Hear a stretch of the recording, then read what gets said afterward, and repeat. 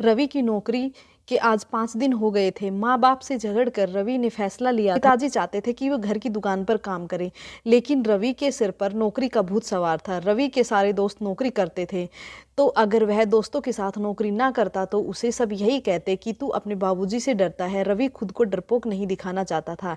ऐसा नहीं था कि रवि नौकरी सिर्फ इसलिए करना चाहता था क्योंकि उसने बहुत ज़्यादा पढ़ाई कर ली थी। असली पढ़ाई तो पिताजी गाँव में करवा रहे थे। खूब बड़ी आड़त की दुकान, खूब पैसा, लेकिन संभालने वाला सिर्फ रवि के पिताजी और दादाजी। दादाजी की उम्र ज़्यादा थी, जिससे अब रवि के पिताजी रवि पर निर्भर थे। रवि को तो झूठी नौकरी और झूठे दोस्त में अपनी ज़िंदगी नज़र आ रही थी। माँ बाप से रवि ने 1 महीने से बात नहीं की थी। माँ का फ़ोन फिर भी आ जाता था, लेकिन बाबूजी रवि से गुस्सा थे। वजह थी कि रवि अपने दोस्तों के साथ मिलकर अपने परिवार को भूल गया था। शराब पीना, सिगरेट पीना, दोस्तों के साथ घूमना और उन्हीं के साथ पार्टी करना उसका शौक बन गया था। शहर में रहना रवि का सपना। रवि ने सिर्फ इंटर पास किया था। रवि अपनी दुनिया में खोया रहता था। ग्रेजुएशन की डिग्री पूरी नहीं की। उसके सारे दोस्त ग्रेजुएशन कर चुके थे, लेकिन रवि फेल हो गया था। फिर भी बाबूजी ने उसे कुछ नहीं कहा। बाबूजी की यही उम्मीद थी कि रवि घर की दुकान संभालेगा, लेकिन रवि को तो किसी दोस्त की सहायता से उसे एक अच्छी नौकरी मिल गई। महीने की 8,000 की तनख्वाह। खाना बनाना उसे आता नहीं था, इसलिए अक्सर भारी खाना खाता था या फिर किसी दोस्त के घर चला जाता था। रवि अपनी सारी तनख्वाह दोस्तों पर लुटा देता था। उसके दोस्त ही उसकी ज़िंदगी थे। शराब और सिगरेट में दिन गुजर जाता था। यह सब कुछ चलता रहा। रवि ने जैसे तैसे 6-7 महीने यूं ही काट लिए। देश में कोरोना संक्रमण तेज़ी से फैल गया। रवि की माँ ने फ़ोन किया कि वो घर लौट जाए। रवि ने मना कर दिया। रवि को लगा कि वो दोस्तों के साथ और सुरक्षित हैं।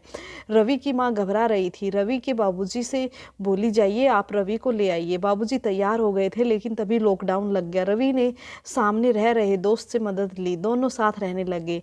थोड़ा बहुत राशन खरीद कर दोनों काम चला रहे थे। रवि जैसे तैसे दिन काट रहा था, लेकिन अब राशन ख़त्म होने लगा था। रवि ने कई दुकानों पर राशन पूछा, सब बंद था।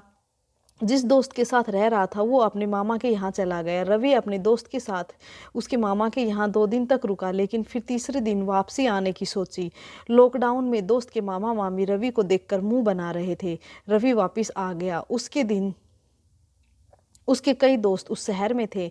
उसने सोचा कि किसी न किसी के यहाँ तो जगह मिल ही जाएगी। काफ़ी देर रात होने के कारण रवि ने किसी भी दोस्त को यहाँ न रुकने की सोची। दूसरे दिन सुबह रवि अपने दोस्त के पास गया। उसके रूम पर ताला लगा हुआ था। फ़ोन किया तो वो घर जा चुका था। रवि लौटकर रूम पे आ गया, तभी सामने रहने वाली आंटी दिखाई दी। रवि ने उसे अपनी मुसीबत बताई। आंटी ने डेली खाना देने का वादा किया, 70 रुपये की थाली, सुबह शाम। किसी तरह 1 महीना बीत गया। अब सैलरी भी आधी आने लगी थी। रवि परेशान था। माँ बाबूजी से भी लड़ाई कर ली रवि ने। एक दिन रवि आंटी से खाना लेने के गया, लेकिन आंटी के घर के सामने पुलिस खड़ी थी। बांस बल्ली लग रही थी। रवि चौंक गया। घबरा कर उसने पूछा, आंटी को कोरोना पॉजिटिव है क्या? रवि घबरा गया। पुलिस ने पता लगाया कि आंटी कई घरों में खाना पहुंचाती थी। जब रवि ने बताया पुलिस को कि वह भी आंटी के हाथ से बना खाना खा रहा था, तो उसने भी पुलिस अस्पताल जांच के लिए ले गई। दुर्भाग्यवश रवि भी कोरोना पॉजिटिव निकला। रवि अकेले उस शहर में घबरा गया। पुलिस ने जब किसी अपने करीबी को फ़ोन करने के लिए कहा तो रवि अपने कई दोस्तों के पास फ़ोन लगाया, लेकिन कोई भी कोरोना सुनकर उसके पास नहीं आया।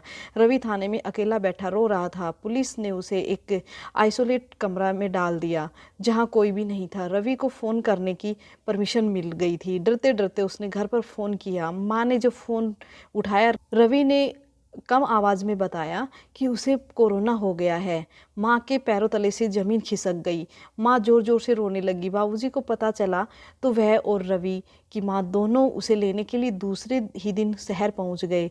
रवि दूसरे दिन माँ बाप को सामने देखकर चौंक गया। उसने कहा, माँ, मुझे यकीन नहीं हो रहा। कोरोना पॉजिटिव सुनने के बाद सारे दोस्तों ने साथ छोड़ दिया, लेकिन आप लोग इस बीमारी के बारे में सुनने के बाद भी मेरे सामने खड़े हैं। बाबूजी ने रवि को गले से लगाया और उसका इलाज कराने शहर के अस्पताल ले गए। उस दिन रवि को समझ में आया कि माँ बाप से बढ़कर दुनिया में कोई नहीं होता। इसी तरह की और वीडियोज़ के लिए प्लीज़ चैनल को सब्सक्राइब कर लीजिए, और वीडियो पसंद आता है तो प्लीज़ गाइज लाइक ज़रूर कीजिएगा। Okay, thank you.